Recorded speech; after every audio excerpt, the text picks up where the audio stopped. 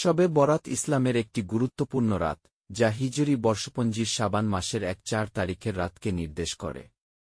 এটি বিশেষভাবে দক্ষিণ এশিয়া, তুরস্ক, মধ্যপ্রাচ্য ও কিছু অন্যান্য মুসলিম অধ্যুষিত অঞ্চলে পালন করা হয়। শবে বরাতকে ক্ষমা, রহমত ও তৌবার রাত হিসেবে গণ্য করা হয়, যেখানে মুসলমানরা আল্লাহর দরবারে ইবাদত বন্দেগী, কুরআন তিলাওয়াত ও দোয়া করে থাকেন। ধারণা করা হয় এ রাতে আল্লাহ তাআলা বান্দাদের তার অশেষ দয়া ও ক্ষমার দরজা উন্মুক্ত করেন। অনেক মুসলমান এই রাতে অতীতের গুনাহ থেকে মুক্তি পাওয়ার জন্য আল্লাহর কাছে ক্ষমা প্রার্থনা করেন। এছাড়া কবর জিয়ারত, নফল নামাজ, রোজা রাখা এবং দরিদ্রদের মাঝে দানখেরাত করাও অনেকের মধ্যে প্রচলিত। যদিও শবে বরাতের গুরুত্ব নিয়ে ইসলামী চিন্তাবিদদের মধ্যে মতবিরোধ রয়েছে, তবুও এটি উপমহাদেশের মুসলিম সংস্কৃতিতে ব্যাপকভাবে পালিত হয়।